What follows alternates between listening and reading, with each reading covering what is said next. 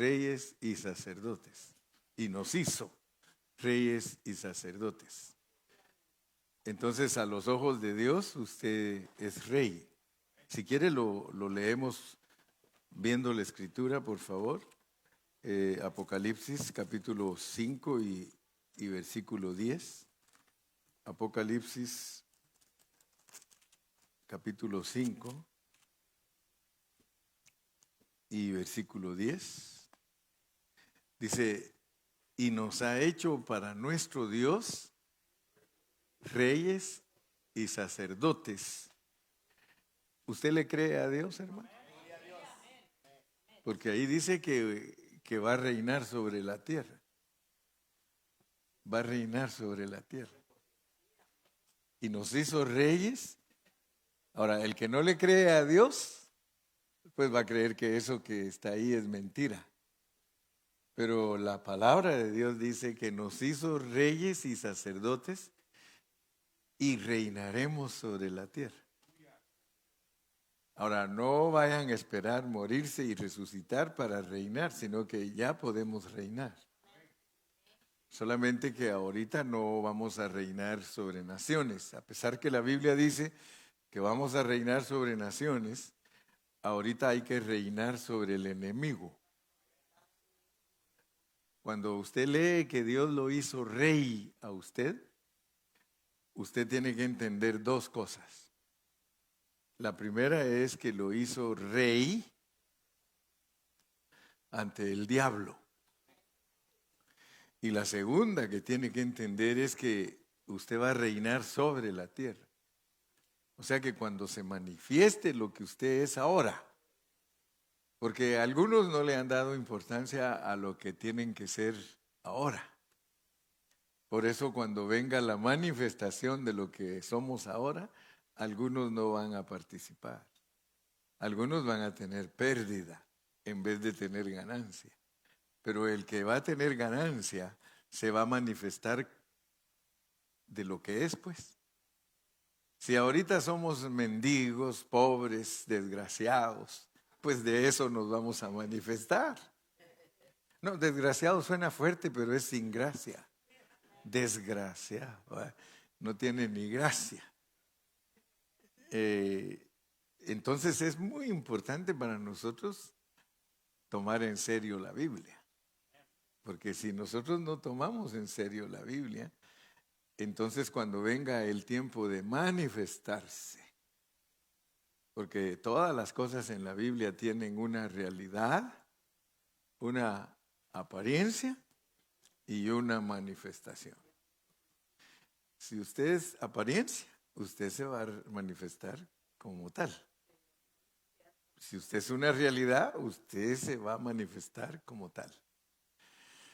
Y la manifestación en la Biblia es cuando ya Dios haga cuentas con todos y establezca las graduaciones y todo, y de los puestos, porque Dios va a repartir puestos. Por eso se llama reino. Pero el reino hay que vivirlo ya.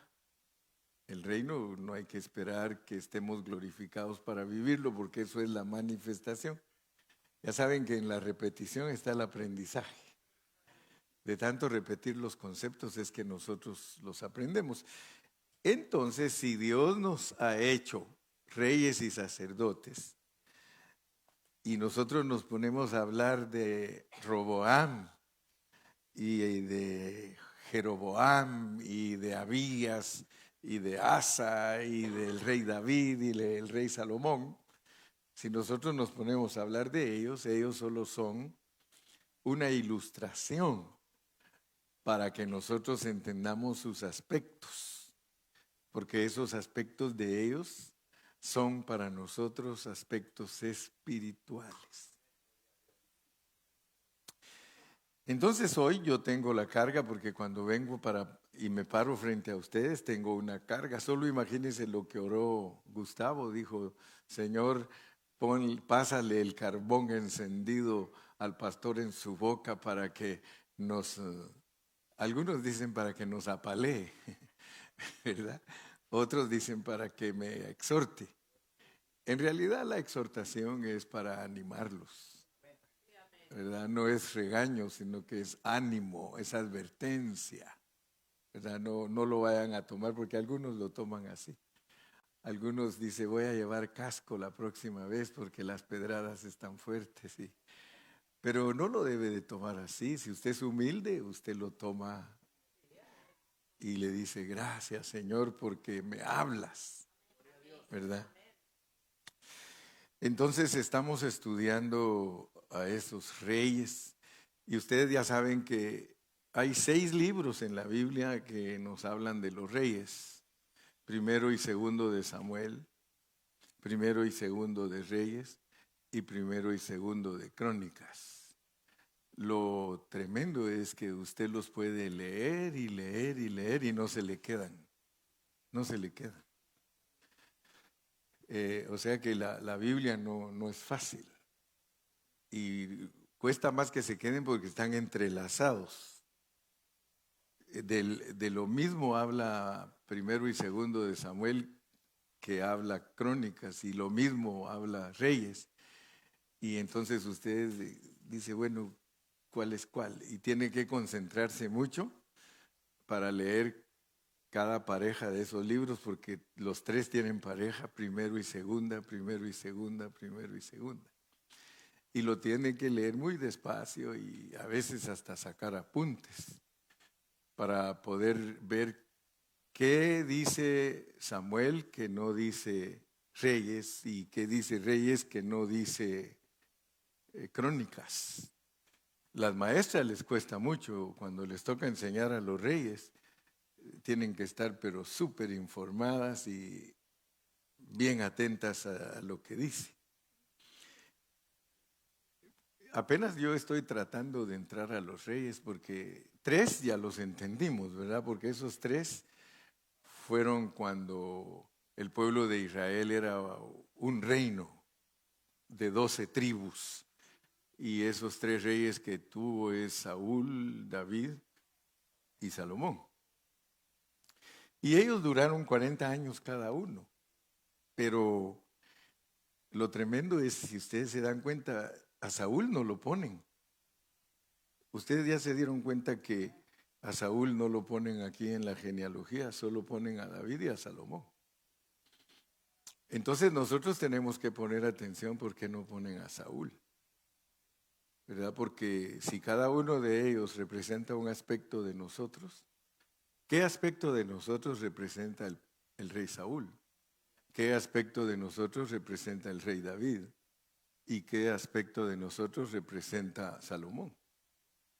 Y entonces ustedes se van a dar cuenta que ha valido la pena estudiar la Biblia porque, por ejemplo, cuando estudiamos las jornadas, hay una que nunca se me olvida y es Rom. Es Rom, si ustedes se recuerdan, hablamos de las jornadas, dije, de las generaciones. Esrom está en Lucas y está también en Mateo. Y Esrom quiere decir blindado, blindado. Entonces, amurallado, blindado, protegido. Entonces uno se pone a pensar en esa característica del rey Saúl, porque el rey Saúl representa para nosotros nuestra parte antes de venir a Cristo, porque David nos trae a Cristo y Salomón nos trae al Espíritu Santo. Entonces, la parte dañada de nosotros es Saúl. Esa es la parte dañada. Representa que nosotros antes de que conociéramos a Cristo estábamos dañados. Por eso es que el hombre tiene que aceptar a Cristo porque está dañado. Entonces, Saúl, y no es casualidad que sean 3 reyes los que Dios usó para que se mostrara la unidad del reino, la unidad del reino. Y si representa la unidad del reino esos 3 reyes, significa que espíritu, alma y cuerpo de nosotros es trabajado por Dios. Es trabajado por Dios. Cuando nosotros no ponemos una atención adecuada a las lecciones, nosotros muy fácil podemos falsear tal vez la enseñanza. Pero cuando ponemos atención en una forma adecuada, Dios nos aclara todos los conceptos. Porque algo importantísimo de entender es en dónde recibimos nosotros el daño, ¿verdad? A veces en ciertos contextos nosotros ponemos al espíritu como algo muy elevado. Y gloria a Dios que el espíritu de nosotros es elevado hasta que tiene a Cristo. Y tenemos que tener cuidado porque algunos cristianos nos ponen al espíritu de la persona como algo que ya tiene a Cristo totalmente formado. O sea que hay enseñanzas que durante la historia los cristianos las han definido y han dicho esto es así. Y a veces son tan dogmáticos que ya no quieren ajustar nada ni cambiar nada. Y eso cuando uno lo pone de esa manera lo limita a uno, pues porque hay veces que hay que hacer ajustes. Fíjense que un cristiano que es sano, un cristiano que es humilde, él siempre está abierto, porque hay cosas que no las ha entendido. Y si no está abierto, ¿cómo las va a ajustar? ¿Verdad? Muchos de ustedes antes de ser evangélicos eran católicos, pero si hubieran sido católicos con una actitud cerrada, Dios no los saca a ustedes de la mentira, porque en el catolicismo hay mucha mentira. Pero si un católico es humilde y le pone atención a Dios, Dios le va suavizando su espíritu y le va abriendo sus ojos para que él pueda ver que por mucho tiempo ha defendido errores. Y no solo errores, horrores. Entonces, es bien importante que nosotros en nuestra actitud para ser tratados por Dios, seamos humildes. Porque el Señor va a desvanecer en nosotros las dudas, va a quitar las incertidumbres, va a quitar la ignorancia. Todo lo puede quitar Dios. Pero tenemos que estar atentos, ¿verdad? Porque algo que es importantísimo que todo cristiano lo entienda es a su Saúl.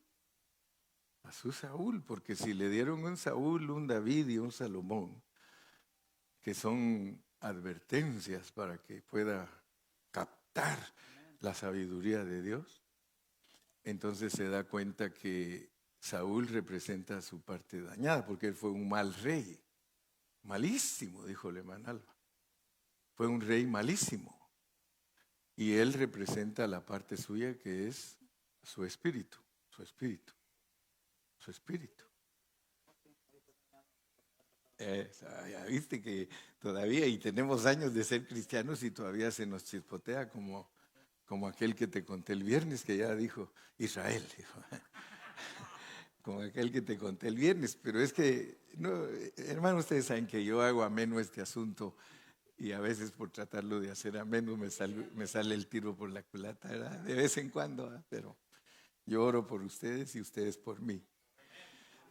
Si estamos claros, si verdaderamente estamos entendiendo la palabra de Dios, nosotros no fuimos dañados en la tierra. Enseñar que nosotros fuimos dañados aquí en la tierra, ese es un error.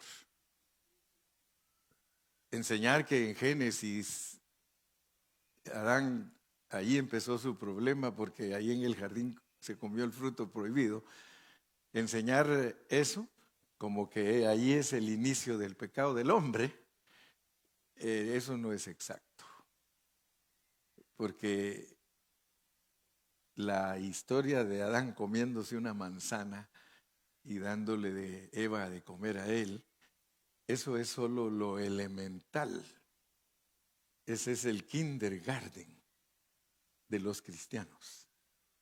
O sea que es solo para entender que con lo físico le van a explicar a uno lo que sucedió espiritualmente. Sí, eso es revelación. Esa es revelación pura, hermano. Porque si los cristianos creen que ahí es la creación del hombre, entonces no van a entender en el Nuevo Testamento la explicación. La explicación que Dios da de todo lo que sucedió antes de venir aquí, pues es que yo los estoy metiendo a ustedes a que se vayan más allá de Génesis, antes de Génesis. Antes de Génesis, nosotros tuvimos un problema que nos lo ilustran con Adán y Eva. ¿Me explico? O sea que nuestro problema era Saúl. Por eso no nos hablan de Saúl. Saúl sirve para que entendamos porque Saúl fue rebelde. Saúl fue un rey malo, desobediente. Y la prueba de que nosotros no tuvimos problemas al llegar aquí es que Satanás engañó a la creación de Dios en la esfera espiritual. Ahí fue, como decimos los mexicanos, ahí fue todo el barullo. Ahí fue todo el barullo. O sea que si el cristiano no entiende esas cosas, ¿cómo va a entender a su Saúl? Si a Saúl no lo toman en cuenta porque tampoco en Génesis nos dicen con claridad en dónde se efectuó la creación. Y por eso les dije que el versículo que para mí es de $20 es Efesios 2:10. Ese no es ni siquiera de a $10, ni de a 15, es de a 20 o tal vez hasta de a 100. Efesios 2:10, ese versículo es para mí oro puro, mire, porque somos hechura suya, ese es el Edén. Hechura suya, en el Edén ahí nos hizo. Por eso dice en Génesis, hagamos al hombre. Pero ¿dónde nos creó? Nos creó en Cristo Jesús. Nos creó en Cristo Jesús. Usted es creación de Dios en Cristo Jesús. Pero si alguien le enseña que usted fue criado en Adán y usted no sabe, le va a decir, sí, usted, así fue. Y se queda ignorante de la verdad. ¿Y qué pasó? Se lo chanflearon, dijo aquel. Y camina chanfleado. La mayoría de gente camina chanfleadita, todo. Usted le pregunta y dice, es que las cosas son así, así, así. Y uno los oye y hasta cree que es verdad. Pero nosotros fuimos creados en Cristo Jesús. Y fuimos hechos en Adán. Y no confunda su hechura con su creación. Mucho menos vaya a confundir con su formación. Entonces, ¿cuántos están entendiendo su Saúl? Su Saúl. Fíjese que su Saúl es muy importante, porque su Saúl le explica a usted lo que usted no sabe al venir aquí. Porque uno viene aquí, hermano, chiquitillo, sin saber nada, ni siquiera comer puede. Ni mira, ni sabe, ni nada. Si a un bebecito lo dan a luz y lo dejan ahí, él se muere.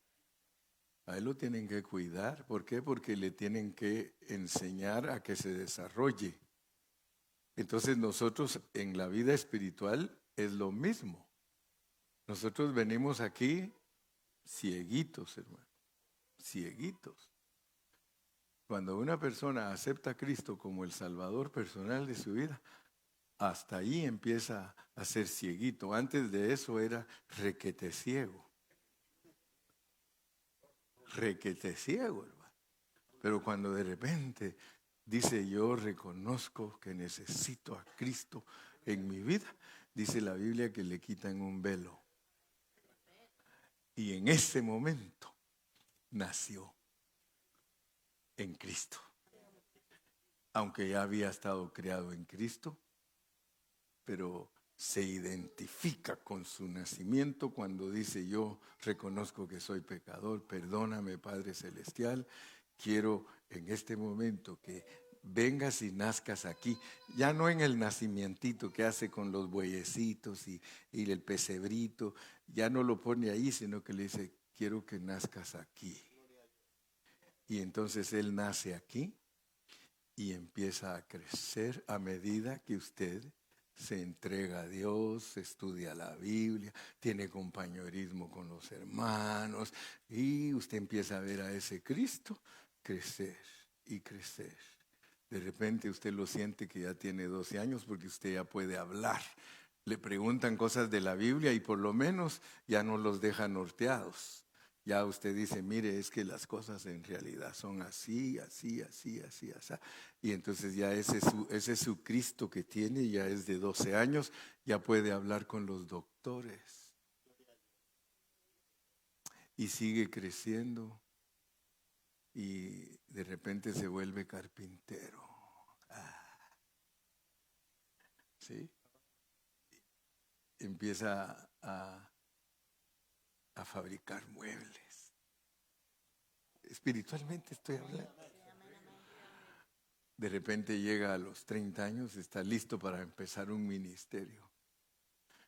Bendecir a toda la gente. Cualquiera que se acerca a usted, usted le exhibe ese Cristo de 30 años y Él platica con todos. Y qué lindo es platicar con Cristo, hermano. Entonces ya no lo ven a usted como ese malvado, ni aquel que era drogadicto, ni borracho, ni parrandero, ni pendenciero. Todas esas palabras tan feas, pero eso éramos todos. Y en cambio ya empiezan a ver, ay, dice, qué gusto da platicar con esa persona. De repente ya tiene 33 años y medio, ya se deja crucificar. Ya la mujer le quiere pegar y se deja. No, pues en vez de ponerse a pelear con ella, como dijo un día mi hermano en la carne, ¿usted quiere ser feliz? Dele la razón a su mujer y punto. ¿Usted quiere ser feliz, varón? No se ponga a pelear con ella ni a discutir. Deje que le dé, dice.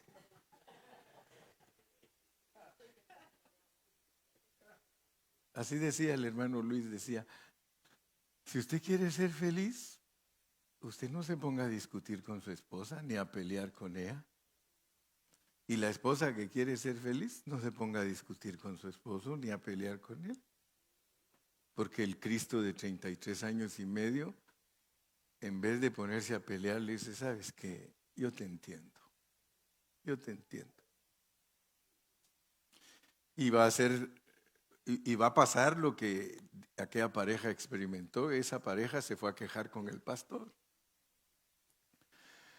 Y el pastor les dijo, ok, los voy a escuchar a los dos. Tienes 20 minutos, le dijo a la esposa, di todo lo que tienes que decir, porque después le voy a dar sus 20 minutos a él. Y yo, después de que ustedes usen sus 20, yo voy a usar 20 para aconsejarlos.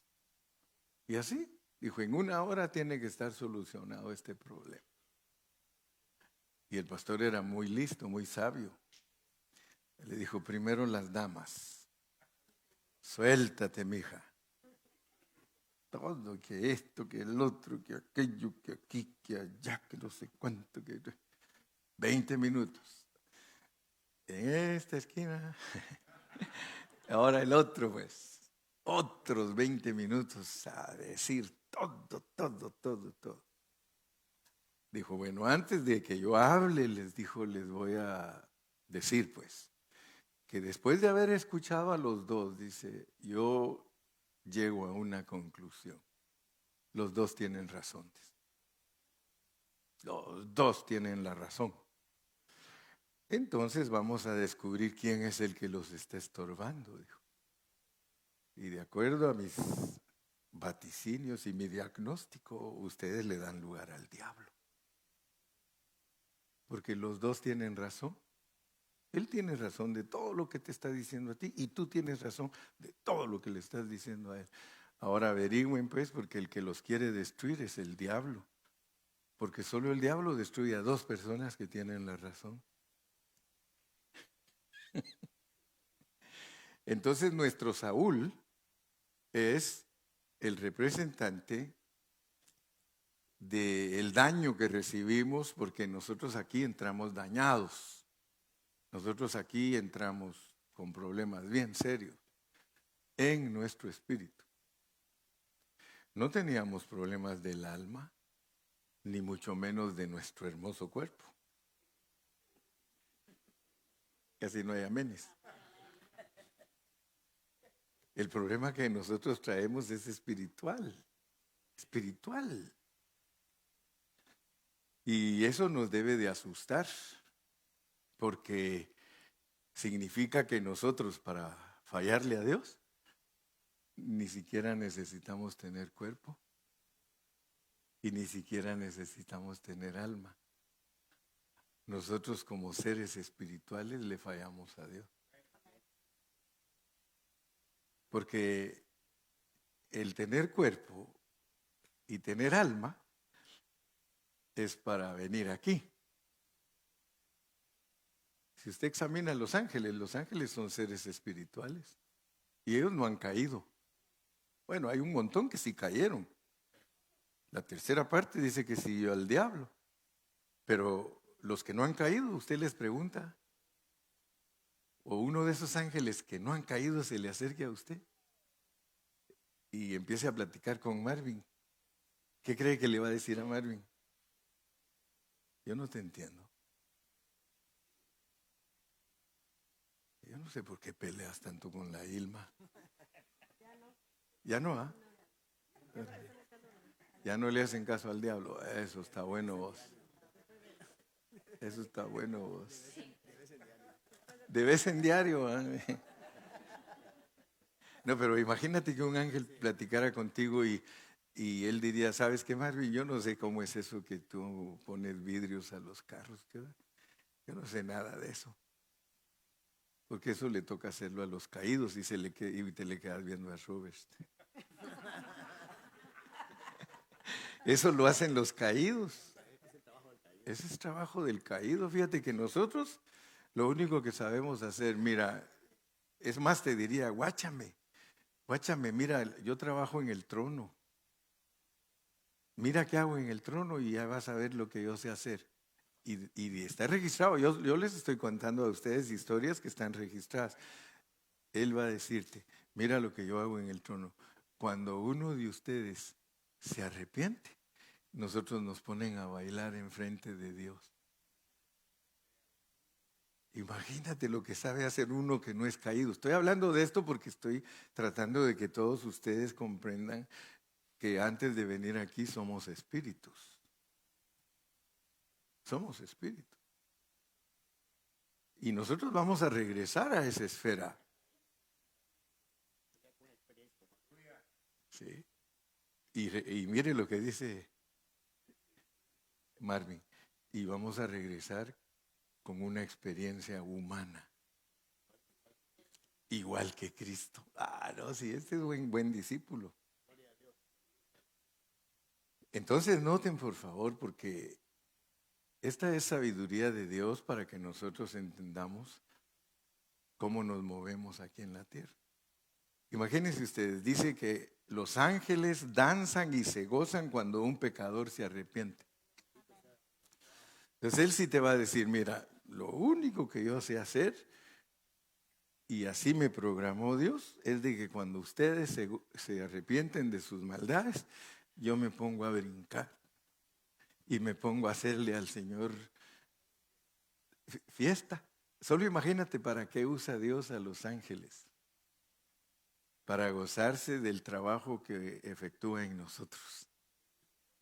Otro te diría, pues mira, a él le toca hacer eso, a mí me toca, mira, Yo todo el día paso diciendo, santo, santo, santo, santo. Ponga a los hermanos en la iglesia a decir santo y después de 7 veces dicen, ese está loco. No, el de la alabanza nos dice, ¿cuántos dicen amén? 3. Y ni siquiera dicen amén, dicen men. Porque como todo lo abrevian. Sin embargo, los espíritus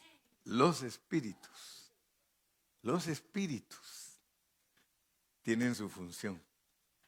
Pues para información suya, usted actuaba de esa manera antes de venir aquí. Pero de repente, ¿qué nos pasó? Nos dejamos engañar. Nos dejamos engañar. La regamos.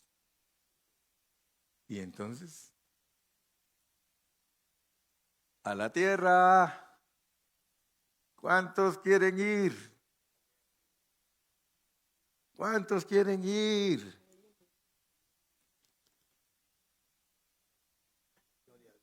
¿Y tú? ¿Tú que ya aceptaste a Cristo?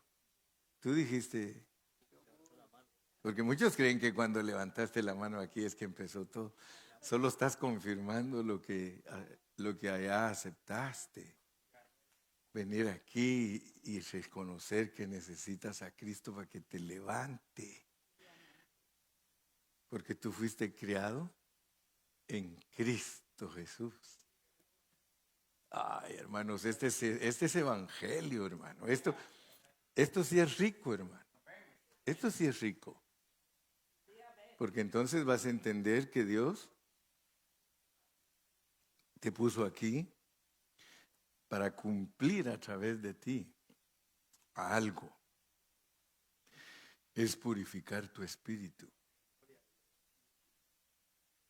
Para que al purificar tu espíritu, entonces Él se pueda extender a tu alma, que es tu intelecto, tu sentimiento y tu voluntad. Y eventualmente a tu cuerpo.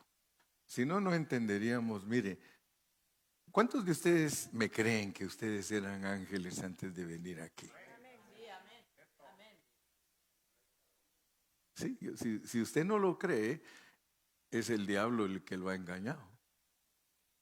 Ahorita pues parece ángel, pero caído, pero no, de acuerdo a la Biblia no nos puso como ángeles caídos, porque nos quiere tanto y creo que nos sentiríamos heridos si nos dijera ustedes son ángeles caídos.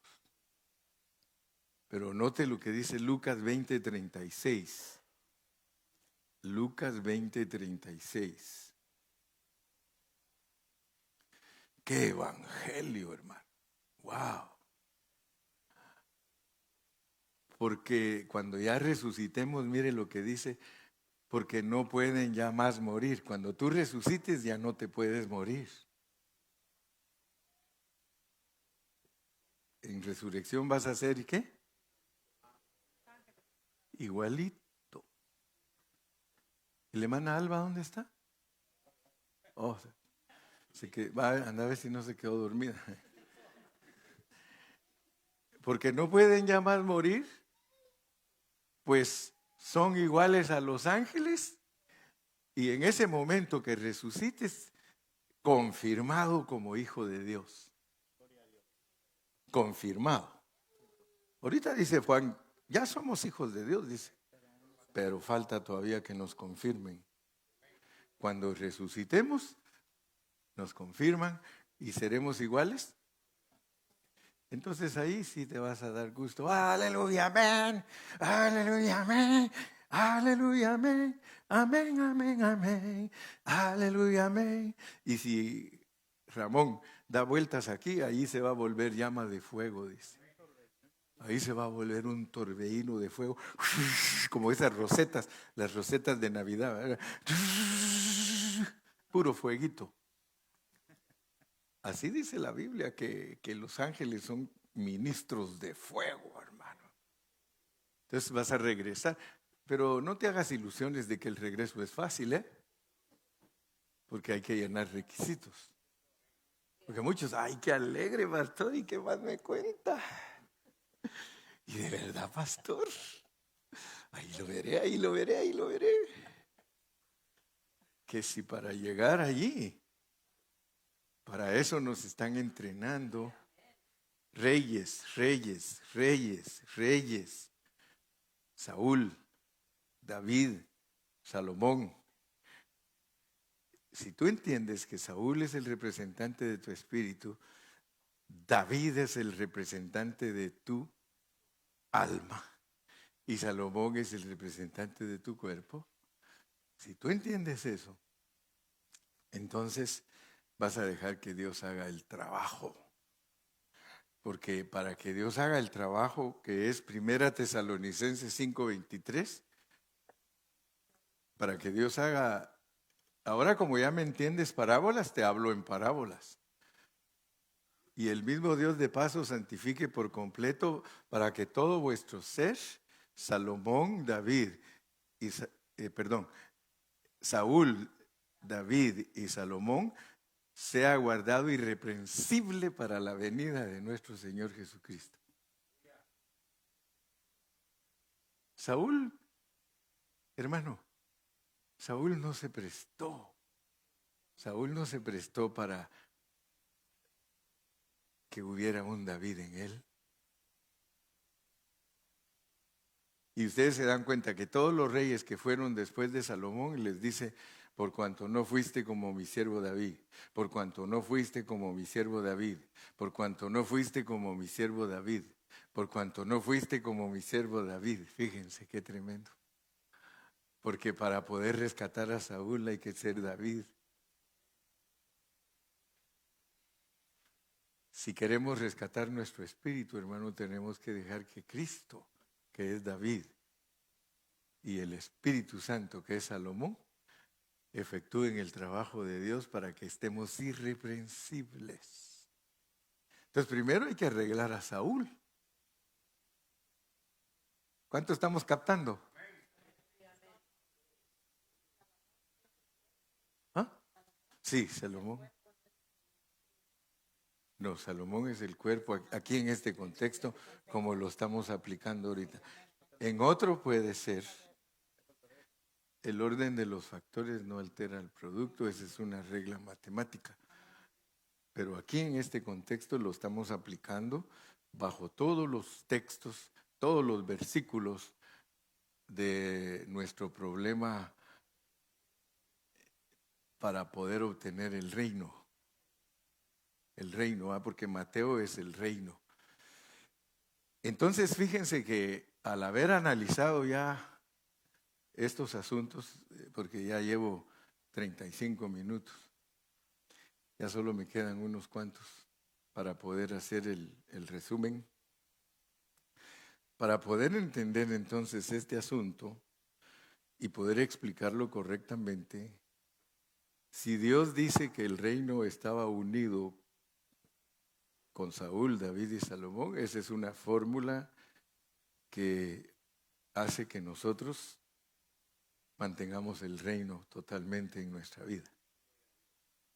¿Verdad? Si nosotros entendemos los 120 años de gobierno de Saúl, David y Salomón, que ellos procuraron que el pueblo se mantuviera junto y las 12 tribus operaron juntas, eso significa que 40, 40, 40 por 3, quiere decir que ahí está algo que tiene que ver con el Dios triuno y con la resurrección, con los tratos de Dios con el hombre, para que el hombre sea un ser perfecto.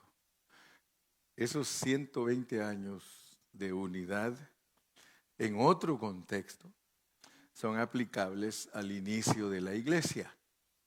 La iglesia empezó unida. O sea que cuando ustedes leen el libro de los Hechos, cuando se estableció la iglesia del Señor del Nuevo Testamento, la iglesia por 120 años permaneció unida.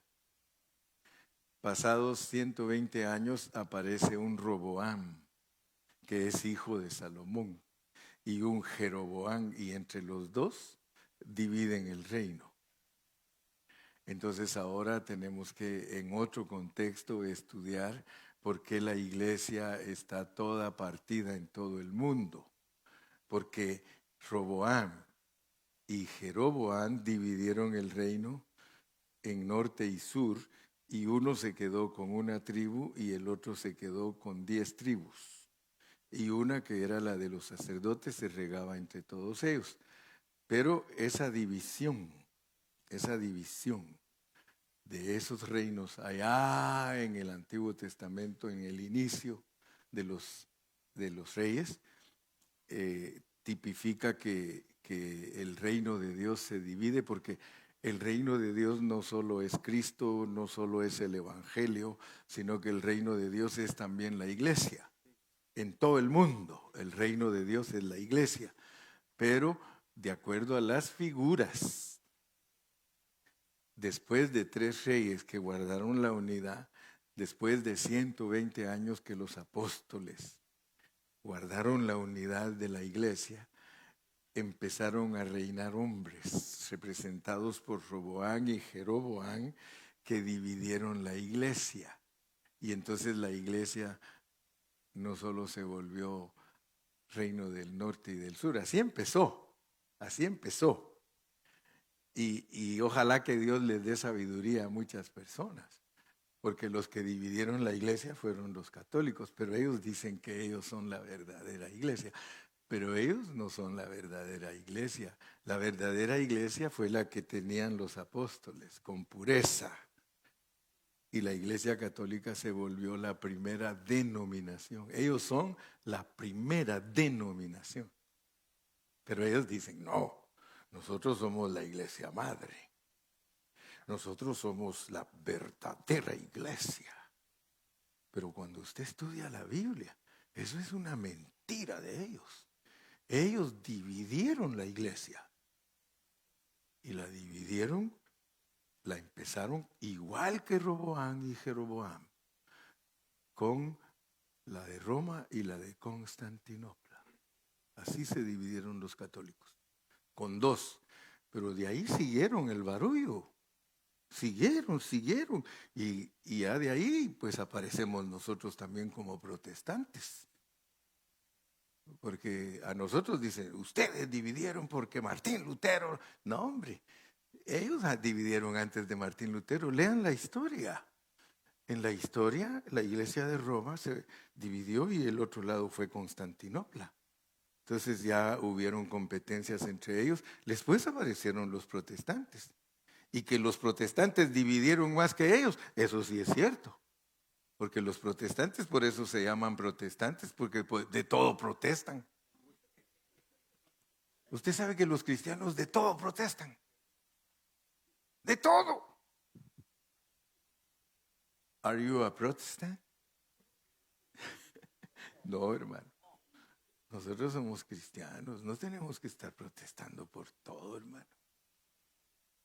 Y ustedes se van a dar cuenta, ahorita ya no me da tiempo seguir predicando hoy, pero continúo mañana. Pero yo quiero que usted vea, hermano, usted vea que la protesta es la que trae la división. Por eso nosotros, cuando me dicen a mí, usted es protestante, no, yo soy cristiano. Pero entonces, ¿por qué es evangélico? Porque los evangélicos se apegan más a la Biblia. Por eso no soy católico, ni soy testigo de Jehová, ni soy mormón. ¿Por qué? Porque ellos no se apegan a la Biblia. Los evangélicos sí se apegan a la Biblia. Es más fácil que un bautista sea puro, es más fácil que un metodista sea puro, es más fácil que un presbiteriano sea puro, es más fácil que un pentecostal sea puro, es más fácil que un apostólico sea puro, es más fácil. Lo único es que nosotros, aunque no querramos, participamos en el partimiento de la iglesia, el reino.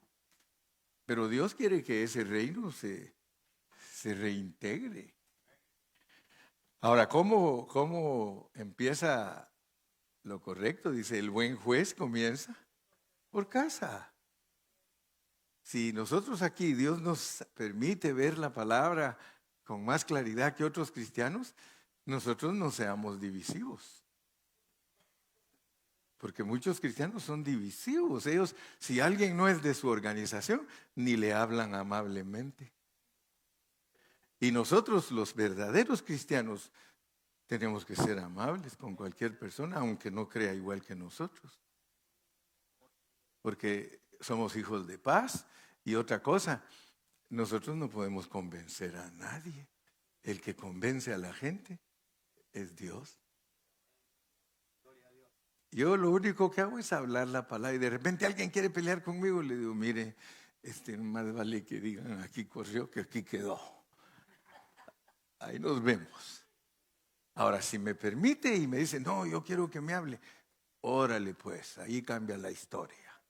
Entonces te voy a contar cómo es este asunto y si tú eres humilde, lo vas a abrazar. Y entonces conquistamos.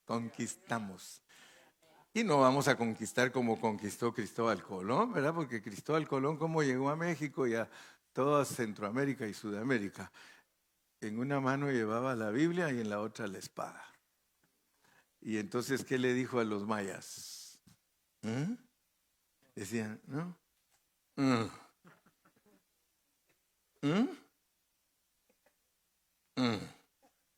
Y otros por miedo, por miedo aceptaron.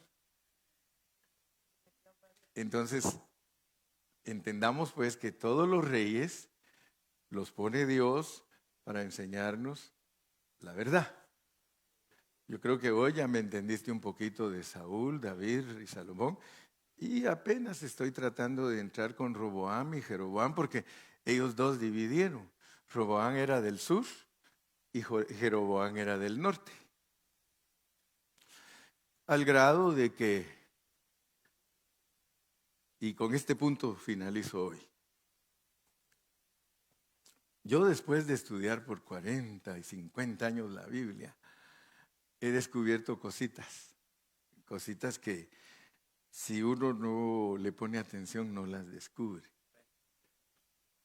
Por ejemplo, en el Nuevo Testamento, cuando estudiamos las epístolas de Pablo, ¿se acuerdan del sí y el no? ¿Se acuerdan del sí y el no? Sí, del sí y el no, pero también la forma que Pablo dice, sí, sí. Dice Pablo que nosotros aprendamos a decir sí y no, sí y no. Que tu hablar sea sí, sí, no, no. Porque algo que sea diferente a eso, dice, ya no proviene del bien. Es que hay que ponerle mucha atención. Pero fíjate, pues, sí, sí, no, no. Entonces, por ejemplo, el apóstol Pablo dice que no hay que comer cosas sacrificadas a los ídolos, ¿verdad? Y pasaditos unos capítulos dice, ¿saben qué? Sí se puede. Los ídolos no son nada. La oración de fe santifica el alimento. Entonces, ¿qué nos enseñó él de los alimentos? Que sí y que no. Que el que dice sí, órale. Si dice sí al puerquito, ora para que Dios le quite toda contaminación al puerquito y cómetelo. Y qué rico, tortilla con chicharrón, hermano, qué rico. Y limón. Pero él dijo que sí se podía y que no se podía. Entonces, nosotros tenemos que ser sabios. Porque si nos dan permiso y no nos dan permiso, ahí te tira la bolita y a ver qué haces tú. Porque te dice que sí y que no. Ahora, ¿y cómo actuaría tu hijo si tú le dices, mi hijo, es que tú no puedes hacer eso, pero sí lo puedes hacer? ¿Cómo actúa el niño? Se rasca la cabeza y dice, no te entiendo. Se confunde. Por eso dice Pablo, no seáis niños. Para juzgar las cosas, no seáis niños. Lo que te está diciendo es que si tú crees que es pecado, no lo hagas porque es pecado. Pero si tú crees que no es pecado, lo puedes hacer. Y entonces creces en tu conocimiento, porque si encuentras uno que come chicharrones y a ti te dicen que no comas chicharrones, tú vas a decir, es que la mera neta es que a él le dijeron que sí, a mí que no. Fíjense cómo actúa Dios, pues. ¿Cómo actúa Dios? Porque a uno les dice que sí y a otro les dice que no. Y ustedes van a hacer cosas que para ustedes no son pecado, pero para otros sí son pecado. ¿Y qué les dice Dios en esa situación? Cuidado, no te pongas a hacer cosas enfrente del que cree que es pecado, porque tú eres tropiezo para él. Entonces, es cuestión de sabiduría. Hermano, si un hermano le molesta que yo me tome un vino frente a él, ¿para qué me lo voy a tomar enfrente de él, hermano? ¿Para qué? Si Dios me va a castigar a mí por creer que, no, es que esto no es pecado, tú porque eres niño en Cristo. Niño, vas a ver la cuereada que te va a dar Dios, porque se vuelve libertinaje. Se vuelve libertinaje y entonces ya no se sabe ni quién es quién, hermano. Entonces hay que entender por qué les estoy hablando de esto. Porque en el Antiguo Testamento dice que Dios le endureció el corazón a Faraón. Y dice que Faraón endureció su corazón. ¿Qué les parece? Entonces, si tú no eres sabio y tú lees que Dios le endureció el corazón a Faraón, tú le vas a echar toda la culpa a Dios de su desgracia. Pero cuando lees el otro que dice, y Faraón endureció su corazón, entonces te rascas la cabeza y dices, entonces aquí va la cosa, vas a decir. Yo llego a una conclusión, hermano, que los textos de la Biblia quieren decir que Dios endurece al que se endurece y suaviza al que se suaviza.